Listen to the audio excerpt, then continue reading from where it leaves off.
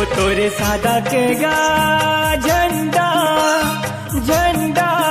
तोरे सादा के गा झंडा पूरा दुनिया में लहरा गे बाबा जे तोरे सादा के गा झंडा पूरा दुनिया में लहरा गे बाबा जे कहाँ सत्य के गा महिमा देखाए गिरधपुर माँ के बाबा जे होता है सत्य के गा महिमा देखाए गिरधपुर माँ के बाबा जे ये तोरे सादा के गा झंडा झंडा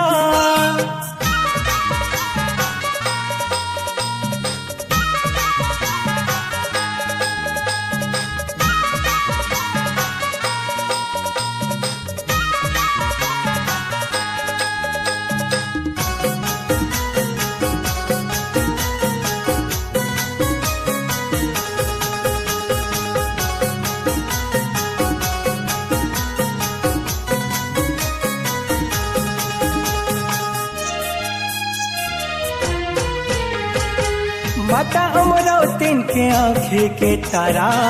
महंगू के बन गे दुलारा गुरुजी सत्य के महिमा पूरा दुनिया में बगराए करे जगत उजियारा गुरुजी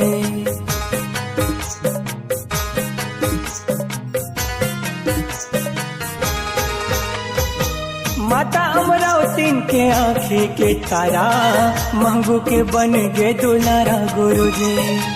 सत्य के महिमा पूरा दुनिया में बगराए करे जगत उजियारा गुरुजी सत्य नाम जप दुनिया में सत्य के पुजारी तय कहा है बाबा जे सत्य नाम जप दुनिया में सत्य के पुजारी तय कहा है बाबा जे होता है सत्य के गा महिमा देखा गिरधपुर माँ के बाबा जे होता है सत्य के गा महिमा देखाए गिरधपुर माँ के बाबा जे हो तोरे सादा के गा झंडा झंडा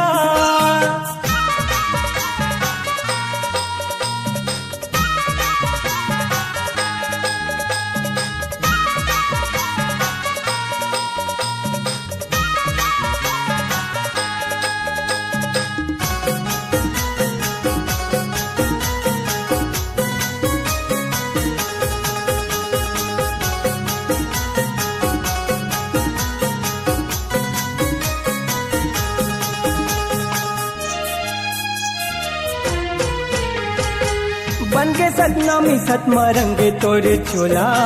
मनखे के दुख बिसेरा के बाबा जी चंदा सूरज तोरे डाहर निहारे हमूला दरस देखा दे बाबा जी